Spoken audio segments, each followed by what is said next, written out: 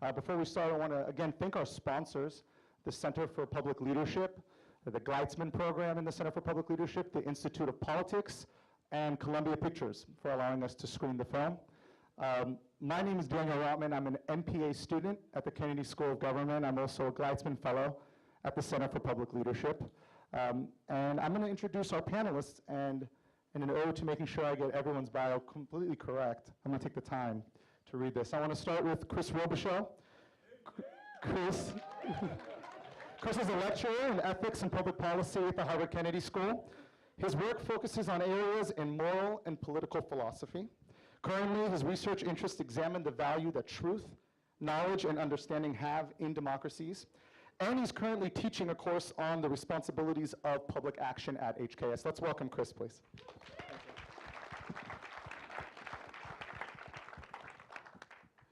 I'd like to introduce Elaine Kmark. Elaine is a lecturer in public policy at the Harvard Kennedy School. Elaine was one of the founders of the New Democrat movement that helped elect President Bill Clinton. She served in the White House from 1993 to 1997, was a senior policy advisor to the Gore campaign, and currently teaches the course on politics and American public policy. Let's welcome Elaine. Thank you so much for joining us. Our next panelist is Linda Moore Forbes. Linda is a veteran of the White House, Capitol Hill, and national political campaigns. She's a senior strategist known for playing crucial roles for high-profile leaders. Linda served for 8 years in the Clinton White House. She has advised the president, the vice president, the first lady, and members of the cabinet on national, state, and local political concerns, and she's currently an IOP fellow at the Harvard Kennedy School. Let's welcome Linda. Thank you so much, Linda. Trey Grayson. Trey is a two-term Kentucky Secretary of State. He's the director of Harvard's Institute of Politics. Trey, for those who don't know, was elected to office in November of 2003 as the youngest Secretary of State in the nation at 31 years old. He is a graduate from Harvard College, and we appreciate you being here. Thanks a lot, Trey. And finally, we have David Gergen.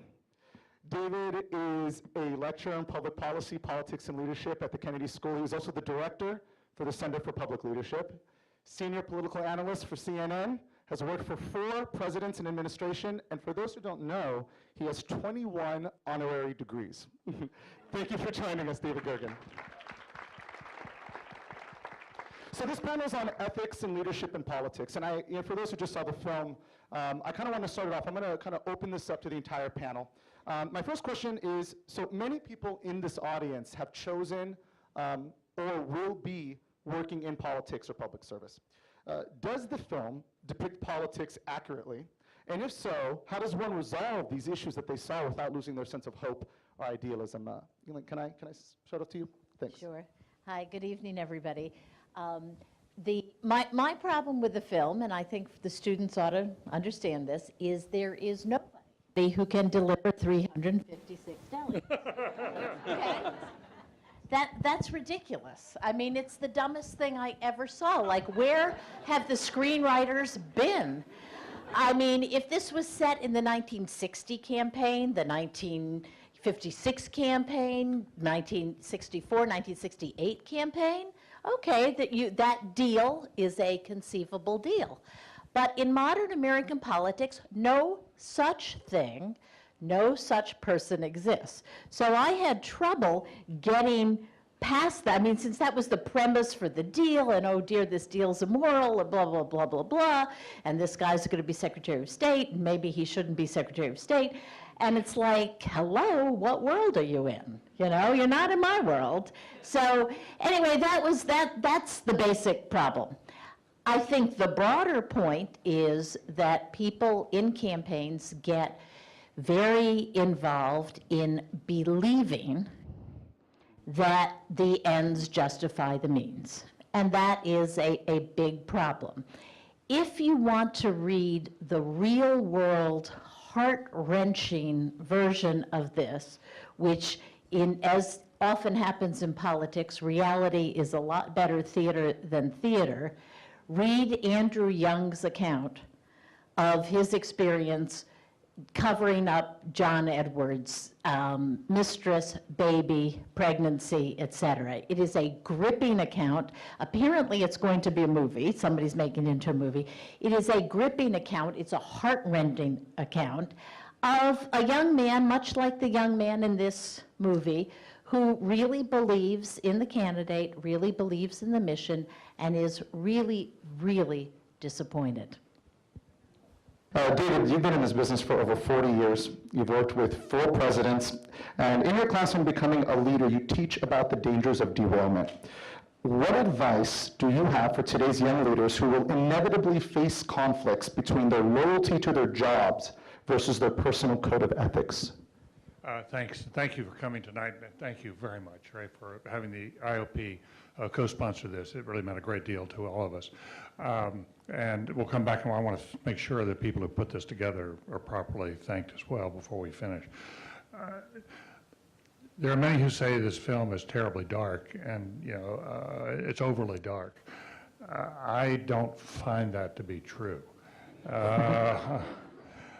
Listen, I work for Richard Nixon. And I went through Watergate, and I had friends go to jail. And it's not to say, but it's important to remember, I think, as you get into public service, that politics can be a noble undertaking. And you should not assume that everyone in politics is corrupt or dirty or is terribly compromised. What you find in politics is what you find in most professions. There are some terrific people, and there's some people that make your skin crawl, and there are a lot of people who are mixed.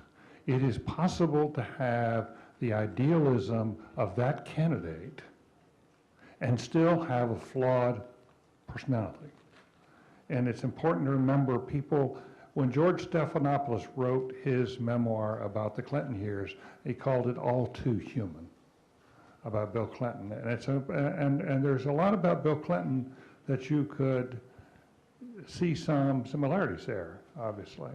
But understand that one of the issues when you're young is to try to bring out the best in people, but to protect yourself against the worst. In my judgment, listen, I had young friends out of the Nixon days who did things for their bosses that they were told, you should do this, this is the way politics is played. This is the way the game is played. If you want to get elected, you've got to do this. And they did that thinking that they were okay. And they were the ones who went over the line, and eventually the small guys get the ones that go to jail. The small guys are the ones that pay the price. And so it's really important if you're young to be able to walk away when somebody asks you to do something that goes over the line. Okay. Troy, when you were Secretary of State in Kentucky, you ran for the Republican nomination for the U.S. Senate seat. Do I have to talk about that? If you wouldn't mind some details, just a couple of tidbits so people can kind of ask themselves, when you're in a position like that and you have the rise of the Tea Party, and you need to kind of start to think about how do you want to appeal to an extended base. As someone who's in elected office tries to seek an even higher office, how do you deal with those pressures and those internal struggles of how much you're willing to adapt your own positions in order to appeal to a larger base? Well, for me, it was a really interesting experience. I've been elected both times as Secretary of State without a primary. I'd won both times without a primary. So as the Secretary of State, I'm a Republican. Our legislature was split, Democrat, Republican. I had worked with Republican and Democratic governors. So my claim to fame, and the reason why I got reelected in 2007 was I could work across party lines and get stuff done. When I was running for the Senate in 2010, we weren't sure how big the Tea Party tidal wave was going to be, but it was clear there was something in the atmosphere, plus it was a primary. And so the whole notion of, hey, vote for me in the primary because I can go to Washington and work across party lines and get things done, not exactly a big vote getter. And so what was tough for me, the toughest thing was not so much, do I adapt a position or not adapt a position? It was my political persona was one that was going to be hard. It was going to be hard for me to get elected in that environment. And so the way I handled it for one, is I never talked about that, because those who were for me and those for whom that mattered, they were already going to be for me.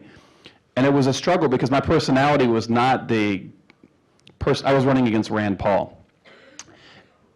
And Rand and I have very different personalities, and offered the voters a very clear choice on how we would both go to Washington and do things differently.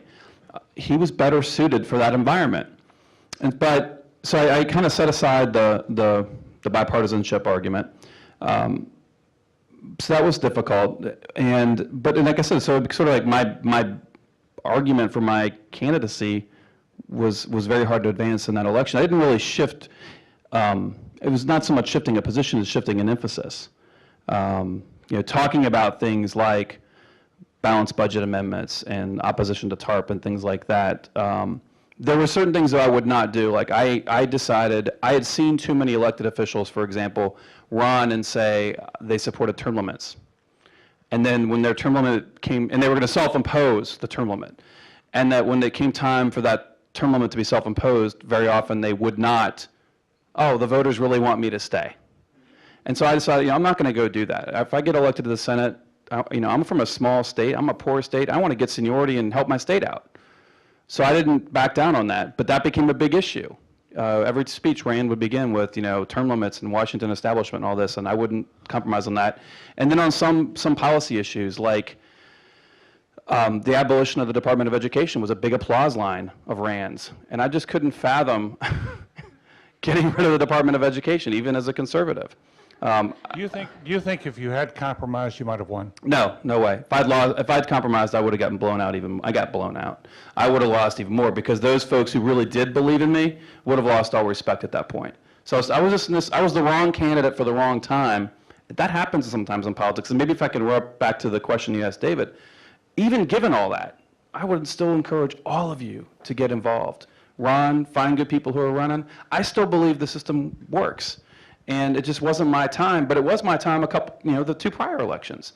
And I can't forget those times when my kind of candidacy prevailed, and dwell too much on this last election. That's why I can stand before you as the director of the IOP and say you should all consider your careers in politics and public service, because even though that was a terrible experience, it's not going to define me, and it doesn't define the system to me.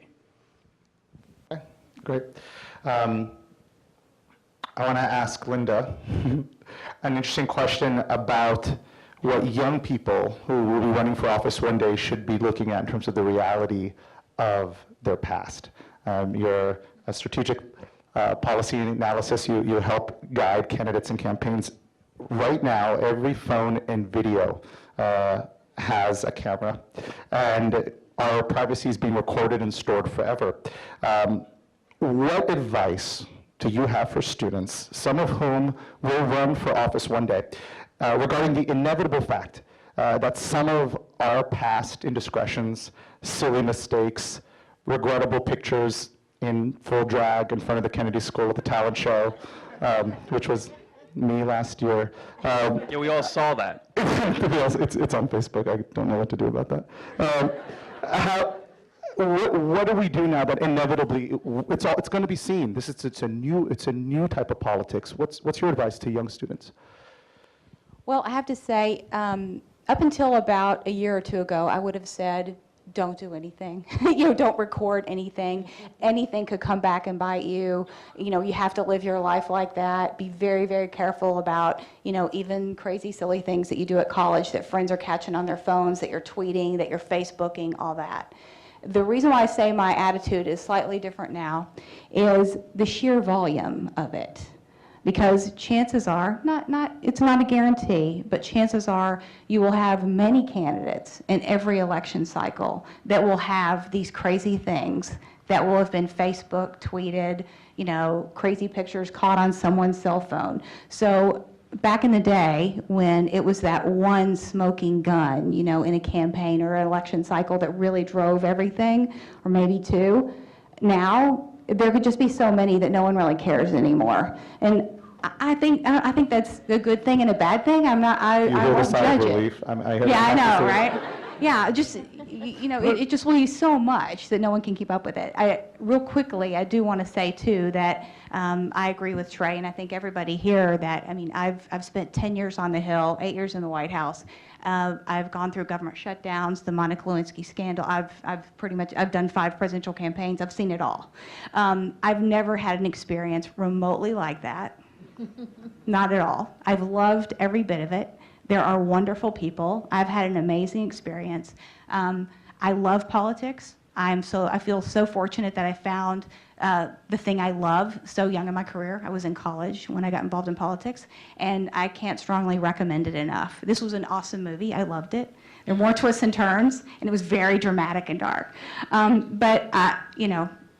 With the partisan media now too, you don't really have to do this so much yourself in campaigns. You have plenty of people who want to help you get the job done if your job is to try to cast doubt on someone. So that's the thing you really have to be careful of, is that the rise of the partisan media in the last couple of years makes it very easy for a campaign operative to not have their fingerprints on something, but you have plenty of people who want to go out and try to take you down because you're just of the party that they don't agree with. Is it better if you have the opportunity in life to have a book? I mean, like Obama did. I mean, is it better now to just put everything out there before you can get attacked for it and just say, hey, I did it, it's out there, I'm not going to even try to defend it, I don't need to explain it to you, I did it, let's stay on message? Yes, my opinion is yes. Bad news, get it out fast, get it all out at the same time. And I think Herman Cain's experience of this past week just goes to show exactly how not to handle a situation like that. Trey, just curious. I mean, even a couple of years ago when you were running, did you have to? Was there any type of thinking about things that you needed to make sure were out there before you knew the opposition would start to do research and go out there? Even though I'm not putting them on an awkward spot, I'm just asking. In putting yourself out there as a candidate, what was your approach in terms of making sure that opposition didn't try to come after you? There were a couple of things. I used to be a Democrat. So I knew, and that hadn't really been, that hadn't really been talked about much in my 2 prior races, and so I knew running in a Republican primary that was going to come up, and so we didn't necessarily I didn't write a book or put an ad out saying, oh, by the way, I was once a Democrat, but I came up with all right, how am I going to answer that? I had to have a very good and concise answer to why I was once a Democrat and then now a Republican, and so I had that. But it was interesting, how stuff just there was a campaign commercial that pulled an interview that I did for an internet TV station at the Republican convention describing the Republican Party platform that was used against me. So I'm describing the Republican Party platform, and my description of the energy policy of the Republican Party was used against me in a commercial, which I remember my campaign manager saying, did you say something like blah, blah, blah, And it was about transitioning from coal-fired power plants to nuclear power plants. I'm from Kentucky. We don't like that kind of transition. Coal all the time. We're all for coal. We love it in Kentucky. But the platform, as written, calls for a lot more nuclear. And I was helped to write it. So I did an interview about it. And I remember wait a minute. Yeah, I think I did say that. And well, it's going to be on the air tomorrow. So it was like that. And then there was also a video I did. I congratulated President Obama and said, I'm looking forward to working with you as a citizen, as the Secretary of State, to help make America better. And that became Grayson and Obama, dangerous allies. And I just thought every American probably had said something like that, even if you didn't agree with the guy. It's the president. It's a great thing in this country. We do it at the ballot box, not with the bullets. So even little things like that, just wow. Those are 2 things I didn't think about. I did think about that I was once a Democrat thing. And a lawsuit that I was involved with as an attorney. I knew about that, and we had all the documents ready, so whenever it came out, we're just here, and it kind of went away. Okay, thanks.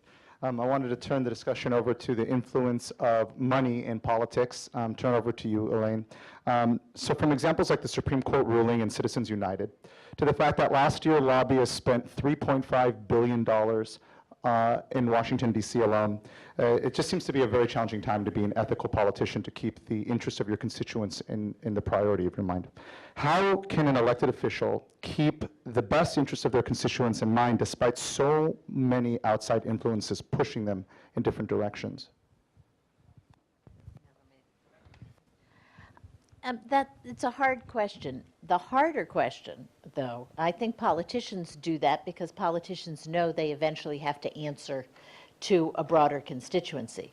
The harder question is, how can we know as citizens who is out there pushing whom? The worst thing about Citizens United is that we have no transparency in this system. I'm not particularly opposed to money in politics, okay? We spend millions and millions and hundreds of millions of dollars every year on lipstick and deodorant. Okay, I think we can spend a lot of money on deciding who's going to lead us in the country. But what they've done now is it's now a hidden system, and that's very frightening. In this day of the internet, there is no reason why every time a campaign check hits the bank, it shouldn't be instantly recorded on the internet for everyone to see, so we know who is giving the money to these groups, to these candidates, et cetera. So while I think money in politics ultimately is all about telling us who these people are and what they believe, I mean, that's what they use the money for, I think that the absence of transparency in the system is really much more dangerous than anything we've seen prior to this time. Regarding Citizens United, it completely changes the game in the format. And going forward, how do you think politicians are going to have to really deal and respond with the influx of money coming in from corporations? Well, the problem is they can't deal and respond, you see? I mean, in some ways, I mean, the interesting movie would be the movie that gets made that shows all the separate groups trying to influence an election that cannot have anything to do with the candidates and may not be doing what the candidate wants. Candidates don't control these things. So we're in a situation where a campaign season could rapidly run out of control as a whole variety of shady operations are doing commercials which may purport to help a candidate but may not help a candidate. Candidates tend to have a good sense, Trey's answer showed this. Candidates have a good sense of what they need to accomplish. And one of the weird things about this Citizens United is you're going to have a lot of actors in here theoretically helping candidates who may not be helping them at all. Right. And this is strange. This is going to make for very strange and very confusing politics, especially because we don't know who they are. Yeah, we had two groups do TV ads, I'll say on my behalf, I guess the legal term is to support me. We're not, they were independent. And I remember thinking, man, I wish we could coordinate because I wouldn't have picked those two messages right. if I were going to supplement my own message. But sometimes it's very helpful, right? Kentucky has statewide elections tomorrow.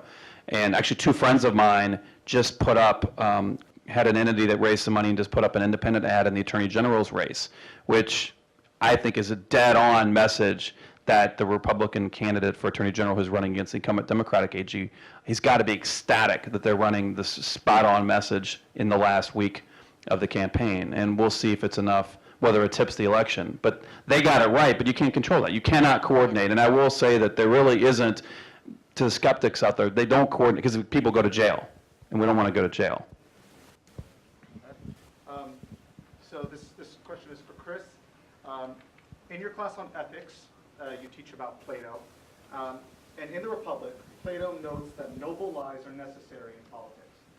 How does a leader navigate the need for public transparency with the idea that truth is not always in the public's best interest?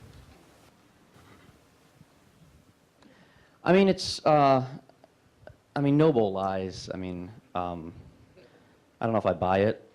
All the same, certainly the public should often be not kept fully informed about certain things on the grounds that we would not react rationally, and it could lead to serious issues of national security and so forth. But those aren't the interesting cases, right? The interesting cases are the cases where it's very awkward to reveal the truth, and it might hurt you, but all the same, you feel that there is an obligation to be forthright and straightforward. I think that everyone's. I'll just give my 2 cents on this, which is everyone's really concerned with lying. People are like, oh, politicians lie all the time. I really don't know if that's true.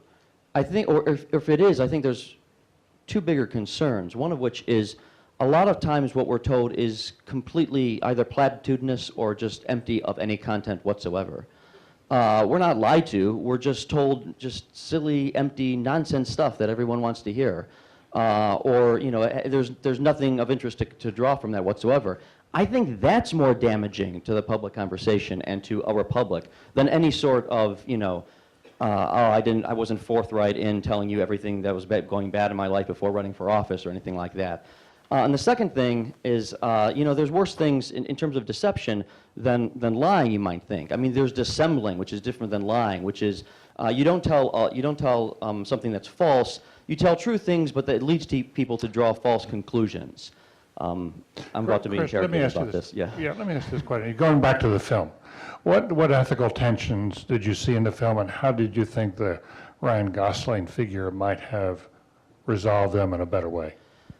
I'll tell you what bothered me the most, which I guess in the bigger picture of the film, you might think, well, gosh, that's not very important at all, but I thought it was bad.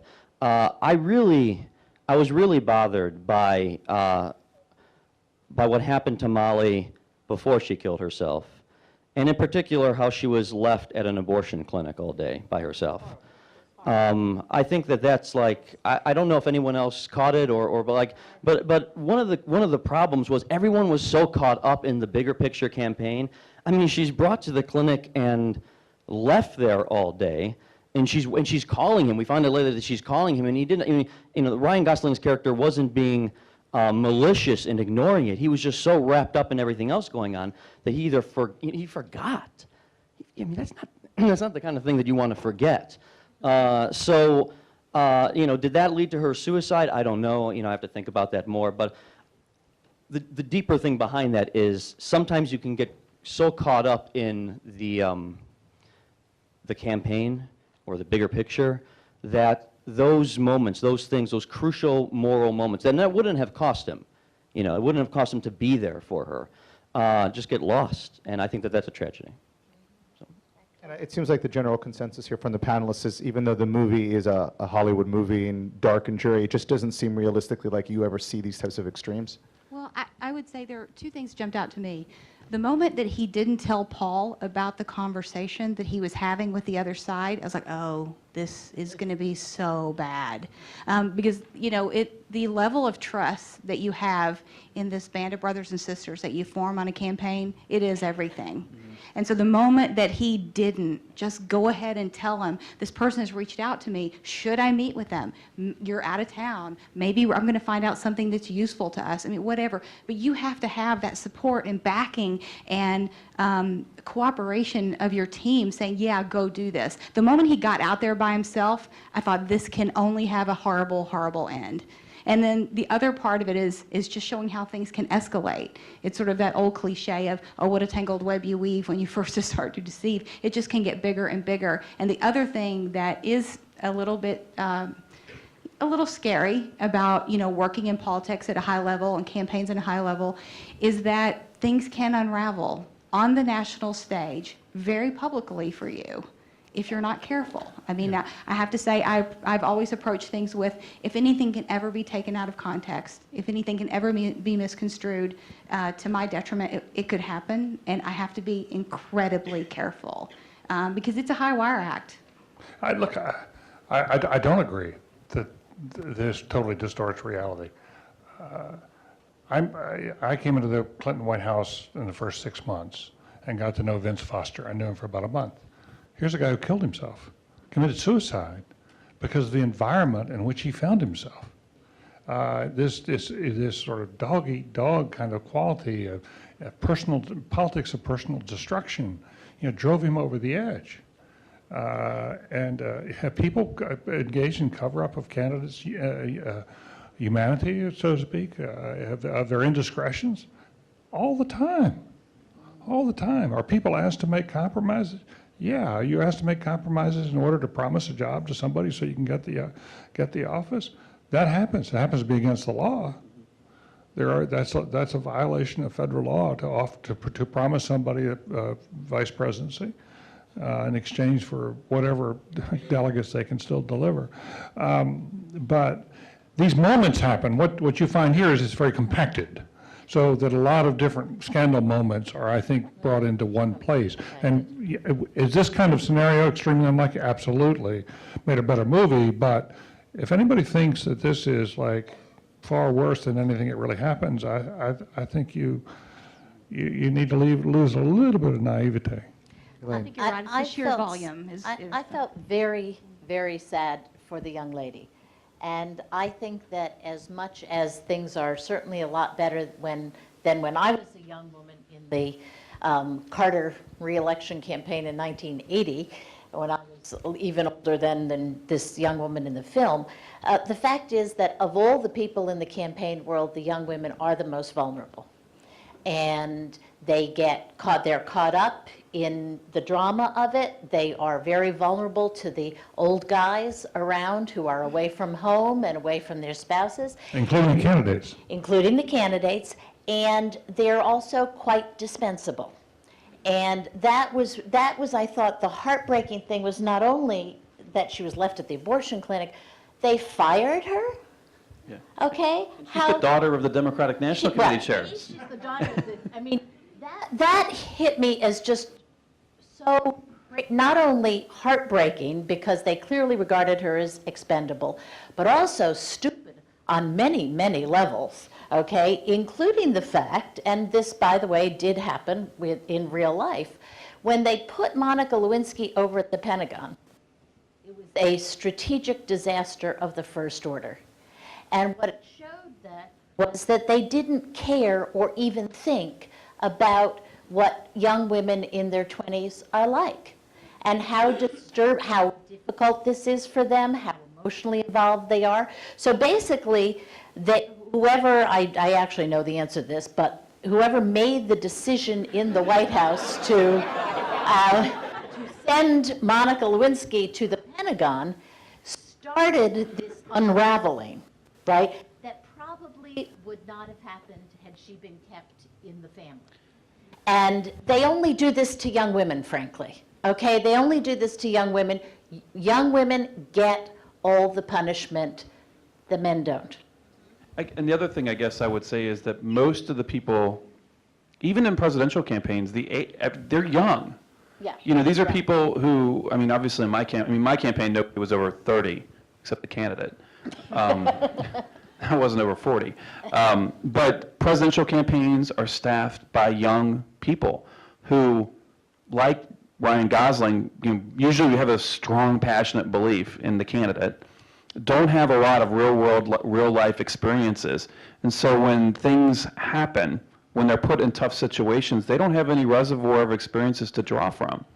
And I think if you haven't read the interview that David did with George Clooney about the movie, did you guys talk about that? We're about to. Okay. Well, I mean, without spoiling it, I'm from northern Kentucky, Greater Cincinnati. So this was like filmed in my home, which of course I loved the movie, and I had a friend who was an extra in the movie, and it was fun seeing all the scenes. But George's dad, Nick, ran to be my congressman in 2004, and George was involved and aware of the campaign. So this isn't just somebody who knows politics from a distance. I mean, his dad's experience informed him. And that's what he told you in the interview, and I think it's absolutely right. This kind of stuff can happen, not necessarily all in an hour-and-a-half campaign.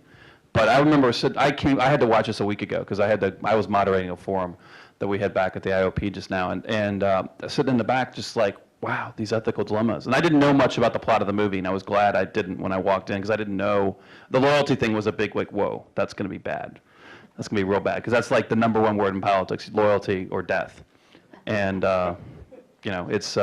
it's a bit, but the age of the actors, that's accurate, and it puts you in a tough situation, and regardless of what level campaign you're running.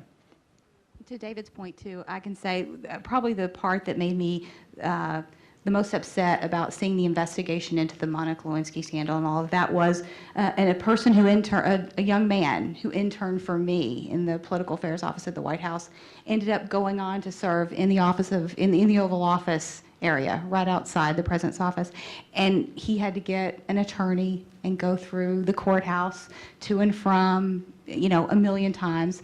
And this is just a young guy who was just so smart, so capable, so wonderful. And at 23, 24, he had an attorney and was getting trotted inside and out of investigation rooms and courthouses. And I didn't have to. I wasn't there to supposedly see or not see any of this stuff, but he was, and that was that.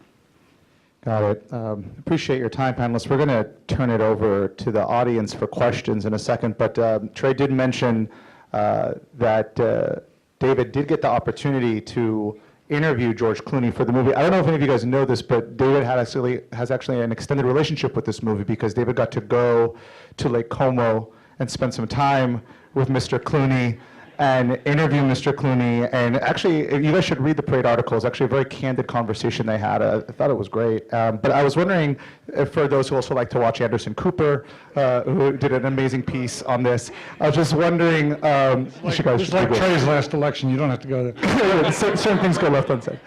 Just David, just to wrap up before we turn, I was just wondering, can you give us some tidbits just to what that experience was like and any kind of things that we didn't see in that article that might be fun just to share for us right here? Nobody will tell. But let me just say a little bit. I was asked by Parade if I would interview George Clooney for a big cover package they were doing this fall. I said, sure. It sounded like a lark. And suddenly I had an invitation from him to come spend the weekend in Italy at Lake Como in the Italian Alps at his villa. And it was a very unusual experience.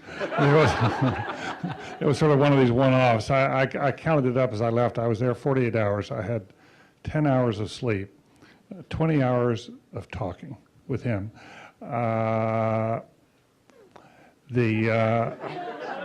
Non-stop fun and the worst hangover I had ever had in my entire life. It was absolutely scary hangover. And I'll just say, let me just say a little bit about the serious side of George Clooney and a little bit more about the playful side. He has just turned 50.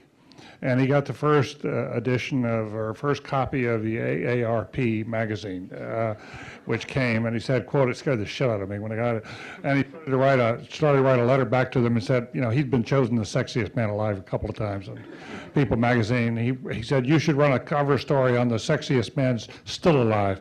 But the point is that as he has turned 50, he's now thinking a lot about his legacy, and he's gotten beyond the sort of a younger stage, and he's sort of made it as an actor, and he's now become very seriously interested in directing. He will continue to act some, and he enjoys that, but he directed this film. He co-wrote it based on a novel, and what he wants to do, he's a big fan of movies made between about 1965 and 75, because he thinks that was a high period in American filmmaking when there were a lot of social films made that captured the ethos of the time and helped people understand what they were going through. And about a year ago, he gave to his friends for Christmas the 100 best movies that he felt from that decade, in effect. And what he's now trying to do is embark upon a period when he makes films that he thinks are like that echo that, and they're not big blockbuster films. A film today is somewhere in the neighborhood of $200, $300 million to make. Somebody's got to raise that money. This was a $14 million film, and you still got to make a profit. I noticed that the New York Times reported yesterday that the domestic box office on this so far has been 35. I don't know what the foreign rights are going to be, but so he's made the money back, and which will give him encouragement to do more films like this, more like Syriana and others of that nature. And his point, to go back to what Trey was saying, is his dad was a television personality in Southern Ohio and Cincinnati, and just across the river from you. He was the news anchor I watched growing up. Oh, is that right? Yeah. Yeah, and his aunt was Rosemary Clooney. Most of you weren't alive at that time, but some of this captures his dad's experiences, what he faced. The scene in the car with the governor talking to his wife, and she asking him never to do this again. He says, just one more campaign. That echoed conversations between his dad and his mom. But he wanted to, he personally liberal Democrat. And so what he was saying as candidate, those are things mostly that he very fervently believes. They represent his, I think, capture pretty well his political philosophy. But he's been deeply concerned about the darker side of American politics and wanted to bring that to life and help people understand as part of a way of changing politics. Increasingly films are being made for social change purposes. And one of the things we'd like to do at the center and through the Gleitsman program and the like is to help bring to the campus or places like this, films which help us understand the nature of the world in which we live and things that your generation has to change. He intentionally wanted the Ryan Gosling figure in that scene in the kitchen is the critical scene in the movie from his point of view. And it really does, and it's one of the most sinister scenes in which Clooney has ever acted himself. But I think that really brought it to a head when you saw both people in the raw of having to sort of challenge each other, come to an agreement, but they're sort of like spiders in a bottle. And it's a very, very scene. Now, that more serious approach to life is also reflected in the degree of concern he has shown about the Sudan. And he was a moving figure in helping to create a new South Sudan, and now trying to defend the South Sudan from the north. One of the people who was there at the home when I was there that weekend was a human rights activist who was taking him to Sudan 6 times, he was in life-threatening situations, and who's now this human rights activist now works for President Obama at the NSC, and is their human rights person. But there is now a satellite that patrols the border between the Sudan and the South Sudan that is there to capture potential atrocities and stop them. That's something that Clooney is financing. And the human rights activist has engaged with him on, and I think has a relationship with Harvard. I'm not quite sure how or what, but I know there's a partnership of some sort. But that, I think, illustrates how he's trying to bring his celebrityhood, if you would, to bear in trying to change things. And there are a number of his friends now who are doing the same sort of thing. Whether it's Sean Penn or Brad Pitt or others, you can find who are very deeply engaged. And we've had graduates of the Kennedy School who've gone and worked with some of these actors and actresses on how they can make a difference, how they can use their social power, in effect, to make social change. And I think that's all very admirable. I'll just finish with one thing. At the same time, Clooney has a very, very playful side. He's got a great sense of fun. He loves pranks. He loves humor. He loves to laugh. He loves to tell stories. There were a lot of storytelling the whole time. But I'll just tell you one story that'll give you a sense of what it was like there. And it was a story about Walter Cronkite, he told me, which we published for the first time. So Cronkite came over there 7 or 8 years ago, and his first visit came over with Clooney's dad, Nick. And at this villa, which is right on the lake, all the meals are outdoors, and because it's so beautiful. And so at 2 o'clock, a bell rings, and it's a call to lunch. You go and have this outdoor meal. There's no alcohol. There's no alcohol at lunch. And at 9 o'clock, a bell rings again, and it's time to go to dinner.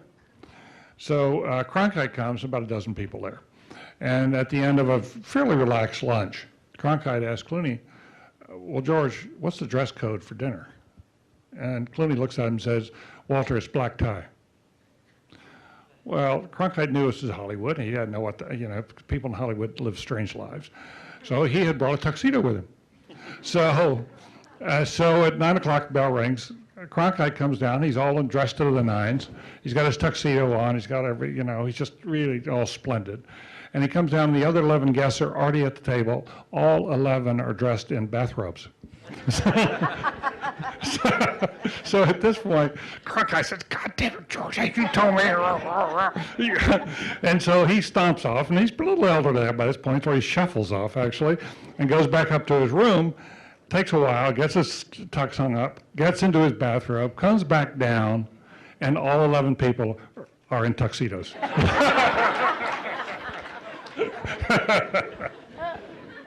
Awesome.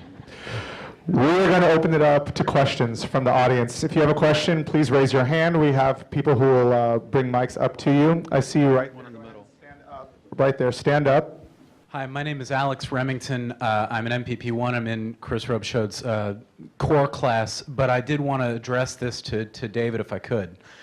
In that kitchen scene that you mentioned, Ryan Gosling tells George Clooney in a fit of moral dunder that the one unforgivable sin in politics is sleeping with the intern. That may be right.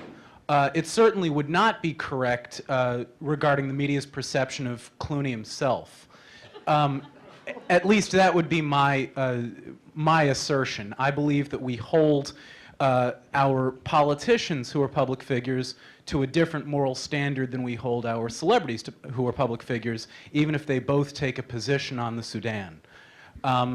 I wanted to ask if you believe that the way that we treat in public scrutiny the personal lives of these different forms of celebrities, public figures, celebrities, and politicians or candidates, if you believe that that's a good thing, if that's appropriate, or simply comment in general on that distinction. It's an interesting set of questions. I just tell you, let's just deal with the George Clooney piece of this first. We didn't spend a lot of time talking about his love life, and there were 5 of us there over the weekend. There was no women, and I know from him and from others that while he was married at one time, he has not been married for some 20 years, and he has had serial relationships, but he's been a serial monogamist in those relationships. This is not a guy, there are people like Warren Beatty, who had a range of women within a week, and that's not been the case here. And he's actually pretty serious about the people that. In fact, I think he's getting more serious. But let's go to the central point of your question. Look, I do believe that we pry too often into the private lives of political figures, that we look under every rock to see whatever they have done, and that that they deserve a greater zone of privacy than they get. I think we ought to be much tougher about their public lives, what they do acting on behalf of taxpayers or citizens who entrust them with power.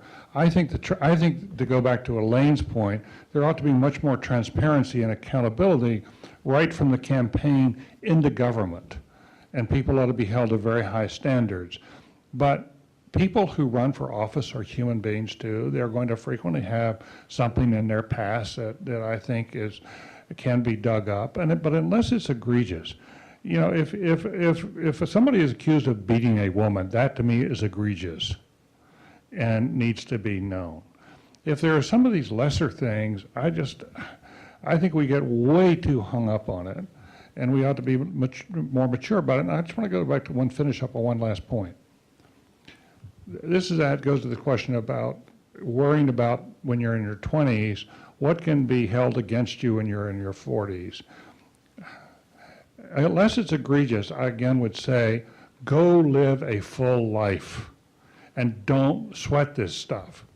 Your 20s are meant to be a time of exploration and a time for you to, I'm serious about this. This is a journey. You've been in regimented programs for a long time, and you've got to find yourself. You've got to find your own forms of self-expression. You've got to go try out several jobs. You've got to just find what works for you. And I wouldn't be scared of what's going to happen in your 40s. I would be more scared you don't find out who you are. Because the politicians I really don't trust are the ones who hide behind a mask, and we really don't know who they are. And they can really go off the rails with you. You want people who've had full lives. And my generation for a while, I came through the 60s and 70s. And I'll tell you then for a while, if you had smoked marijuana That was like a disqualifying event in your life, even if you're 21, 22 years old. I'm telling you right now, I think for most of us who came through the 60s and 70s, if you didn't smoke marijuana, I won't vote for you. I don't trust you. Does anybody out there have a question? I see it. Stand up. I see you back there. Hi, my name is Stephanie Brown. I'm an MPA at the Kennedy School. I came to Harvard from working in political campaigns. And I know from my own experience, I entered politics because there was a candidate I loved, but I stayed because it was fun and I was pretty good at it. And as I went along, I was working for candidates who, they weren't bad people, they didn't give me the sort of ethical headaches we saw in this film, but I don't feel particularly proud of having worked for them. So I wonder, to what extent do you need to respect or admire a candidate to be honest with yourself as you are an operative for them? Or conversely, is it possible to be, what's the danger in perhaps being so infatuated with a candidate that you begin to lose perspective and lose some valuable cynicism? I guess that's primarily for perhaps Linda, but anyone can feel free to. Yeah, that's a really good question. You're going to be forever linked with this person. You know, I mean, politics is a pretty small business, and so you'll always be talking about you worked for this person. People will know you as someone who worked for this person. So I would say be very particular about who you work for. Make sure you respect them, and that to the extent that you can possibly know this, that you'll always be proud to say that you work for them. And I would just rely on your own personal moorings and also really good friends to keep you from getting a little too infatuated and doing things that are losing your perspective. You know, you really always ought to always think about, at the end of the day, I have to look at myself in the mirror and I have to be proud of myself. And a lot of these ethical and moral problems and issues that you saw in the campaign, I've seen those kind of things around me. I have. In the things that in the campaigns and in the jobs I've had. I've never personally been involved in them. I've never had to make a decision that took me over a line. And I feel fortunate in that way, but at the same time, I think you get back what you put out there. I think that if you definitely can pick up in some work situations people who are kind of okay with maybe crossing the line or doing something, anything that they're being asked to do. And I've always tried to conduct myself in a way that people know I have a path, I have a compass, and I'm sticking to it. And I'm there to work as hard as I possibly can and to do as good a job as I possibly can. But I have lines that I'm not going to cross. And so don't even ask me. So I hope that answers your question. Can I just add a little bit to that? I think it sort of depends on what age you're at. One of the most important things for a candidate is to have a peer around him or her in a campaign, somebody that's their age. We used to have in the Mondale campaign, we used to have the gray hair on the plane, okay? And that's always that's sort of a staple of campaigns. And the reason is that you need, because you have so many adoring young people, you actually need somebody who can say, not so good. That was pretty dumb. Don't do that again.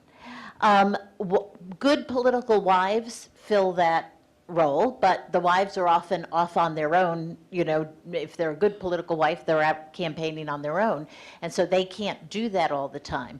And a lot of people who, I'm thinking of John Riley, may he rest in peace, who knew John Riley. I don't think anybody else here did. But, you know, Riley knew Bobby Kennedy. He was best friends. He used to go to New York drinking with Bobby Kennedy. He was on the plane with Mondale.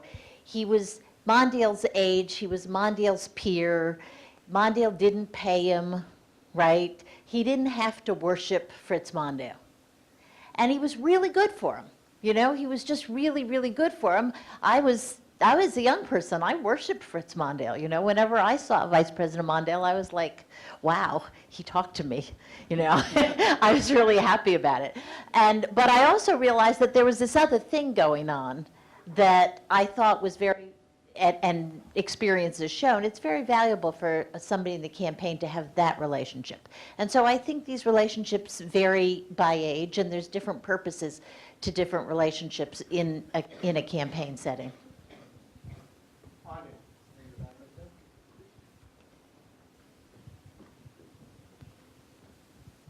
Thank you all. My name is Anya. I'm an MPP1, and my question is primarily to the women on the panel.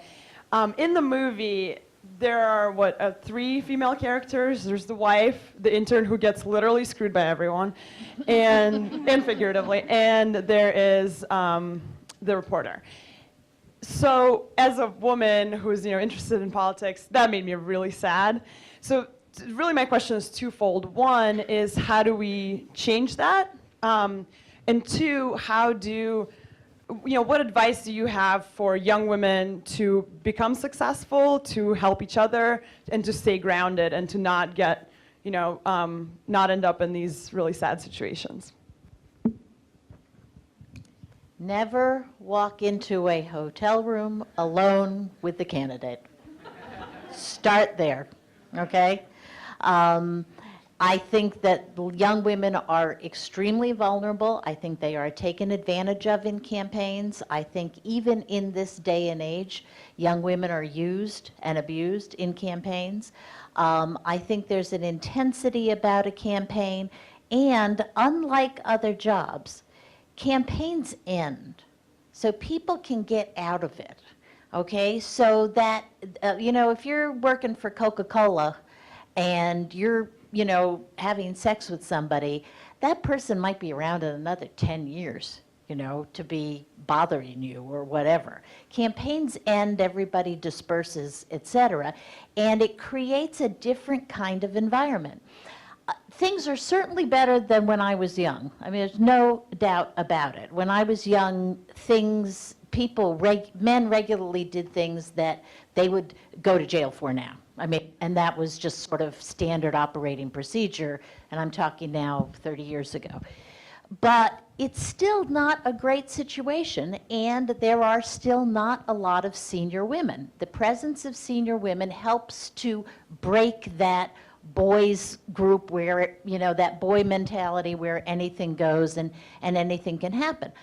Why are there not a lot of senior women? Not a lot of women in this business. It's a business that is very hard to do if you're at home raising children, right? Because you're on the road all the time. Look at the Philip Seymour Hoffman character, right? I mean, does he have a family? Probably not, right? He probably has a lot of money, but he doesn't have a family. So even today, where things are most certainly better, it's still very much a man's world. And women are very vulnerable in it. And I feel, whenever young women come to my office, I will talk very, very candidly about protect yourself, respect yourself.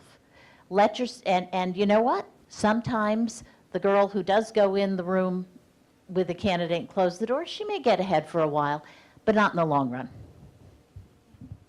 I would say the first thing that jumped out at me, one of the first things that jumped out at me in the movie was who was asleep at the switch and let that girl walk up to the hotel room. Yes. Because they so served the candidate poorly. Mm-hmm. They so didn't look out for that girl. And that's just one of those things that in a campaign you have to be completely careful and on top of things like that. You can't put young, vulnerable people, especially young women, in situations like that. That's what the grown-ups are around there for. So whether it was Ben or Stephen or whomever, I think it was Ben in this situation in the movie, let her do that, that was mistake number one. I mean, you just can't let that kind of stuff happen. Because a young person, young woman in particular, they're standing there with the candidate, they're going to have a hard time saying, no, I don't want to, I'm leaving now, I'm walking away. Just don't even get in that situation.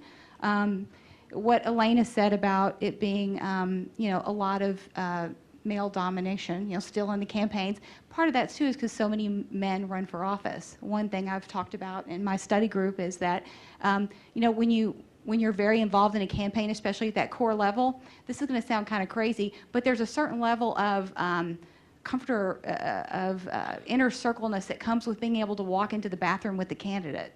You can't do that as a woman with a male candidate. I mean, it just automatically sets up barriers. It sounds kind of strange, but you're moving so fast and into so many different situations and venues and everything, it automatically sets up sort of like a little fence that keeps the women out.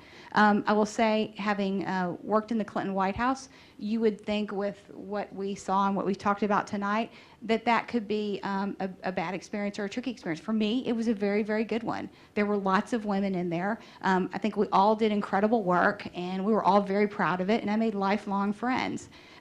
Working on the Hillary campaign this last time, that was a female-centric situation. So one thing I would tell you to think about, having such a good experience working with so many women at the very top, including the candidate herself, think about working for a female candidate.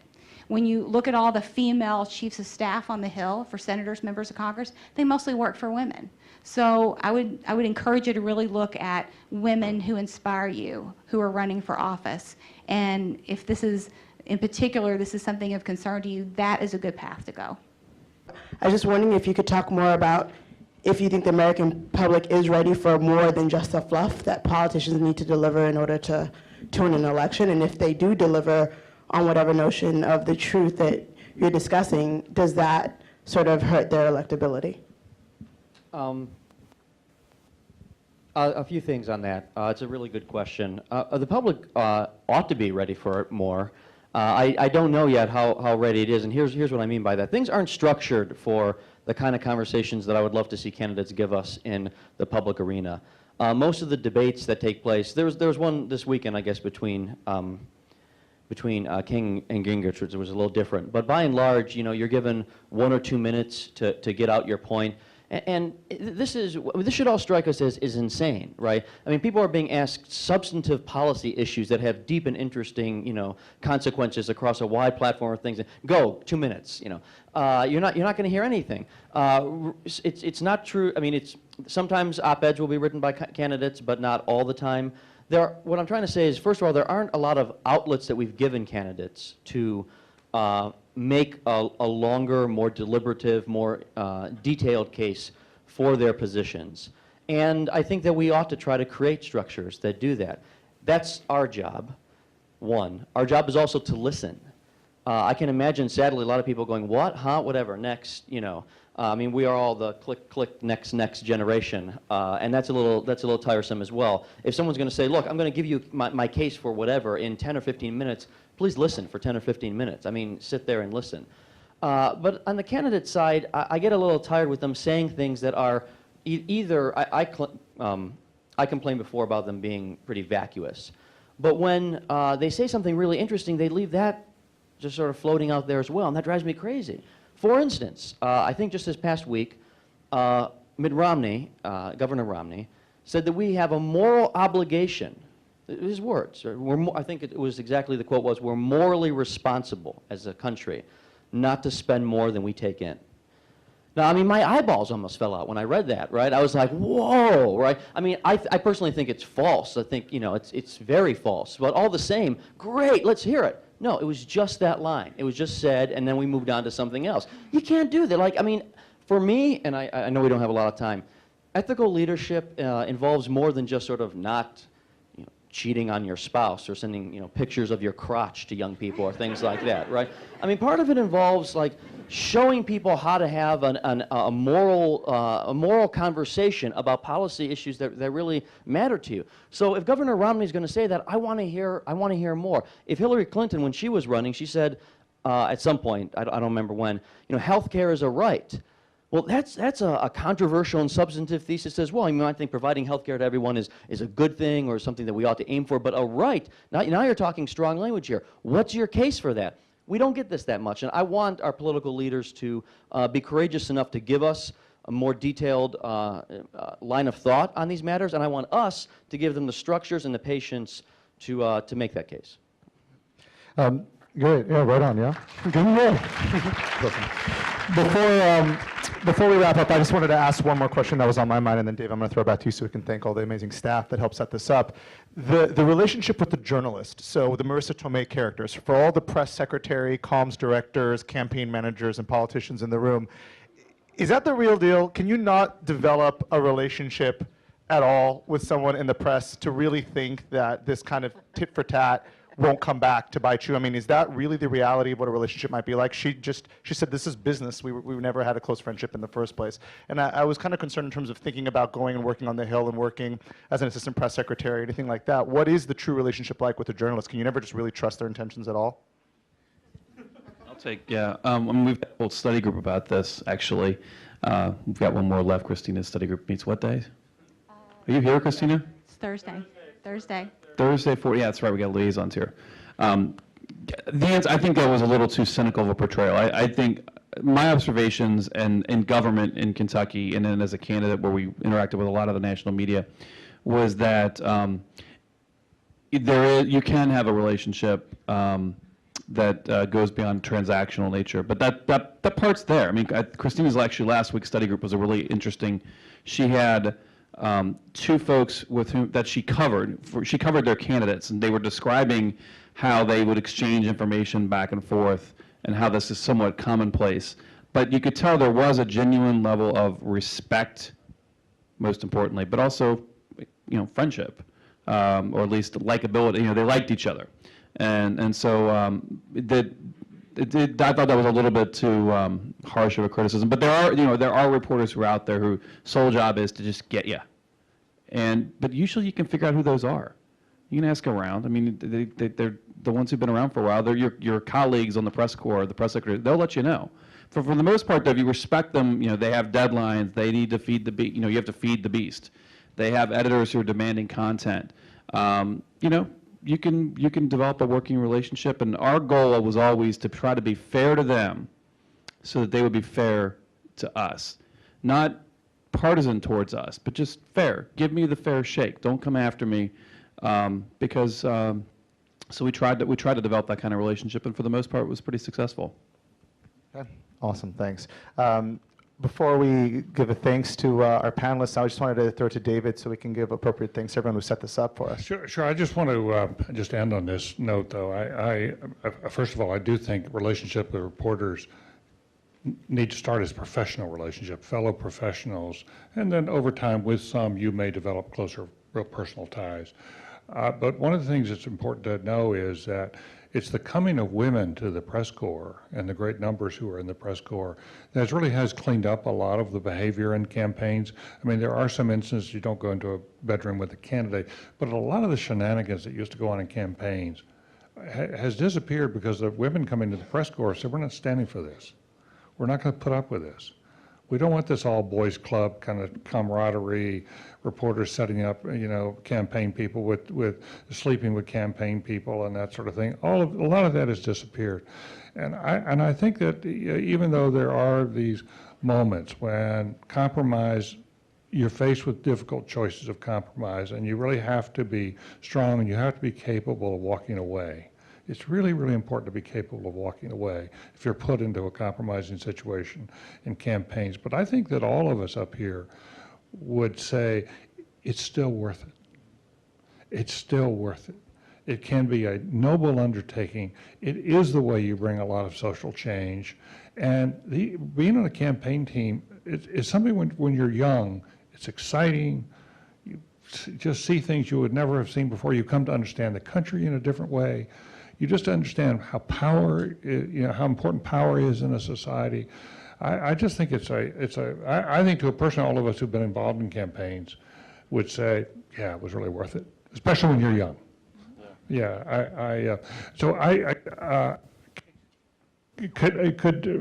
Could you tell us who deserves the thanks? Because you all did a marvelous job. Or is it Donna? Casey, where's Casey? I can't see. I can't. Oh, Lisa, where Lisa? Please come forward and help us recognize. I thought that was Casey sitting over there. I can't see. Lisa, thank you. Lisa.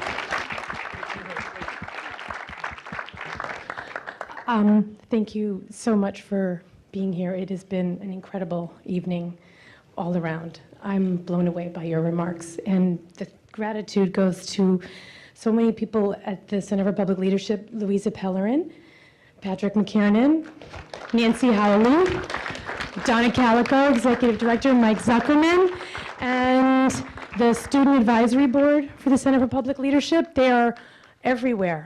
Thank you. Let's thank our panelists. Thanks very much for coming, guys. Enjoy your night.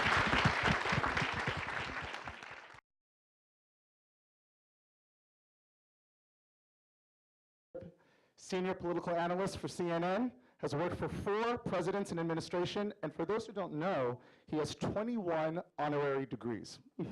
Thank you for joining us, David Gergen. So this panel is on ethics and leadership in politics, and for those who just saw the film, I kind of want to start it off. I'm going to kind of open this up to the entire panel. My first question is, so many people in this audience have chosen or will be working in politics or public service. Does the film depict politics accurately? And if so, how does one resolve these issues that they saw without losing their sense of hope or idealism? Can I shout out to you? Thanks. Sure. Hi, good evening, everybody. My problem with the film, and I think the students ought to understand this, is there is nobody who can deliver 356 delegates. Okay? That's ridiculous. I mean, it's the dumbest thing I ever saw. Like, where have the screenwriters been? I mean, if this was set in the 1960 campaign, the 1956 campaign, 1964, 1968 campaign, okay, that deal is a conceivable deal. But in modern American politics, no such thing, no such person exists. So I had trouble getting past that. I mean, since that was the premise for the deal, and oh dear, this deal's immoral, and blah, blah, blah, blah, blah, and this guy's going to be Secretary of State, and maybe he shouldn't be Secretary of State. And it's like, hello, what world are you in? You know, you're not in my world. So anyway, that's the basic problem. I think the broader point is that people in campaigns get very involved in believing that the ends justify the means. And that is a big problem.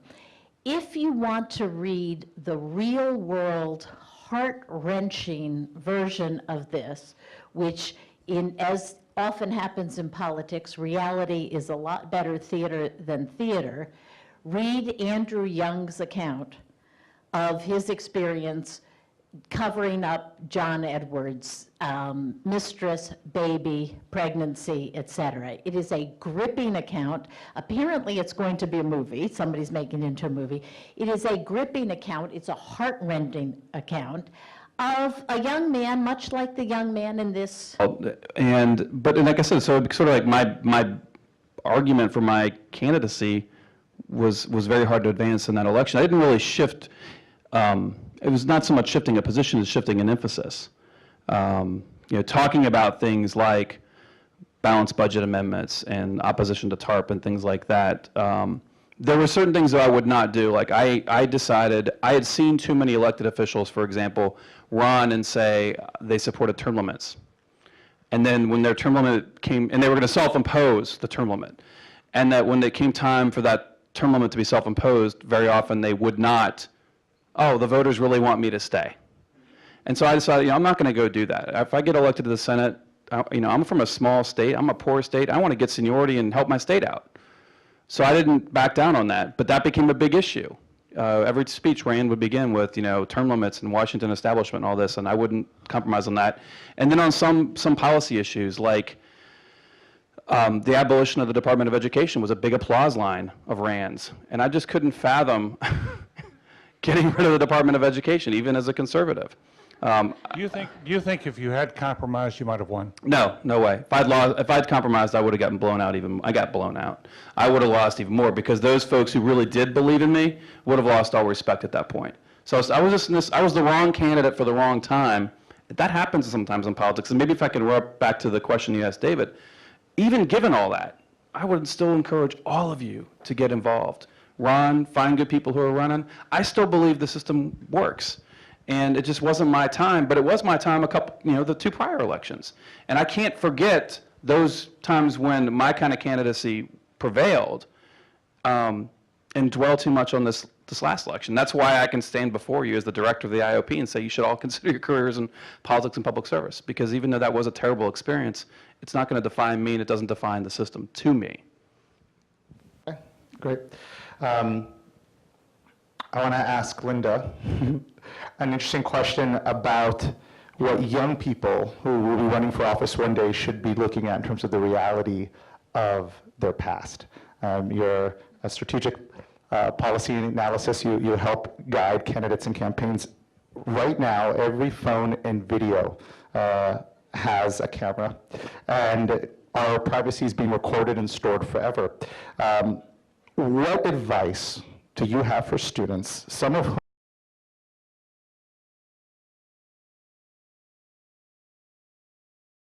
before we start, I want to again thank our sponsors, the Center for Public Leadership, the Gleitsman Program in the Center for Public Leadership, the Institute of Politics, and Columbia Pictures for allowing us to screen the film. My name is Daniel Rotman. I'm an MPA student at the Kennedy School of Government. I'm also a Gleitsman Fellow at the Center for Public Leadership. And I'm going to introduce our panelists, and in an ode to making sure I get everyone's bio completely correct, I'm going to take the time to read this. I want to start with Chris Robichaux. Chris is a lecturer in ethics and public policy at the Harvard Kennedy School. His work focuses on areas in moral and political philosophy. Currently, his research interests examine the value that truth, knowledge, and understanding have in democracies. And he's currently teaching a course on the responsibilities of public action at HKS. Let's welcome Chris, please.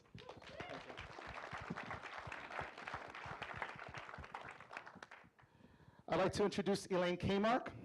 Elaine is a lecturer in public policy at the Harvard Kennedy School. Elaine was one of the founders of the New Democrat movement that helped elect President Bill Clinton. She served in the White House from 1993 to 1997, was a senior policy advisor to the Gore campaign, and currently teaches the course on politics and American public policy. Let's welcome Elaine. Thank you so much for joining us. Our next panelist is Linda Moore Forbes. Linda is a veteran of the White House, Capitol Hill, and national political campaigns. She's a senior strategist known for playing crucial roles for high-profile leaders. Linda served for 8 years in the Clinton White House. She has advised the president, the vice president, the first lady, and members of the cabinet on national, state, and local political concerns, and she's currently an IOP fellow at the Harvard Kennedy School. Let's welcome Linda. Thank you so much, Linda. Trey Grayson. Trey is a two-term Kentucky Secretary of State. He's the director of Harvard's Institute of Politics. Trey, for those who don't know, was elected to office in November of 2003 as the youngest Secretary of State in the nation at 31 years old. He is a graduate from Harvard College, and we appreciate you being here. Thanks a lot, Trey. And finally, we have David Gergen. David is a lecturer in public policy, politics, and leadership at the Kennedy School. He was also the director for the Center for Public Leadership. They were okay, and they were the ones who went over the line, and eventually the small guys get the ones that go to jail. The small guys are the ones that pay the price. And so it's really important if you're young to be able to walk away when somebody asks you to do something that goes over the line. Okay. Troy, when you were Secretary of State in Kentucky, you ran for the Republican nomination for the U.S. Senate seat. Do I have to talk about that? If you wouldn't mind some details, just a couple of tidbits so people can kind of ask themselves, when you're in a position like that and you have the rise of the Tea Party, you need to kind of start to think about how do you want to appeal to an extended base. As someone who's in elected office tries to seek an even higher office, how do you deal with those pressures and those internal struggles of how much you're willing to adapt your own positions in order to appeal to a larger base? Well, for me, it was a really interesting experience. I've been elected both times as Secretary of State without a primary. I'd won both times without a primary. So as the Secretary of State, I'm a Republican. Our legislature was split, Democrat, Republican. I had worked with Republican and Democratic governors. So my claim to fame, and the reason why I got reelected in 2007 was I could work across party lines and get stuff done. When I was running for the Senate in 2010, we weren't sure how big the Tea Party tidal wave was going to be, but it was clear there was something in the atmosphere, plus it was a primary. And so the whole notion of, hey, vote for me in the primary because I can go to Washington and work across party lines and get things done, not exactly a big vote getter. And so what was tough for me, the toughest thing was not so much, do I adapt a position or not adapt a position? It was my political persona was one that was going to be hard. It was going to be hard for me to get elected in that environment. And so the way I handled it, for one, is I never talked about that, because those who were for me and those for whom that mattered, they were already going to be for me. And it was a struggle because my personality was not the person. I was running against Rand Paul. And Rand and I have very different personalities, and offered the voters a very clear choice on how we would both go to Washington and do things differently. He was better suited for that environment. So I kind of set aside the bipartisanship argument. So that was difficult. Movie, who really believes in the candidate, really believes in the mission, and is really, really disappointed. David, you've been in this business for over 40 years. You've worked with 4 presidents, and in your classroom, Becoming a Leader, you teach about the dangers of derailment. What advice do you have for today's young leaders who will inevitably face conflicts between their loyalty to their jobs versus their personal code of ethics? Thanks. Thank you for coming tonight. Thank you very much, Ray, for having the IOP co-sponsor this. It really meant a great deal to all of us. And we'll come back, and I want to make sure that people who put this together are properly thanked as well before we finish. There are many who say this film is terribly dark, and it's overly dark. I don't find that to be true. Listen, I work for Richard Nixon. And I went through Watergate, and I had friends go to jail. And it's not to say, but it's important to remember, I think, as you get into public service, that politics can be a noble undertaking.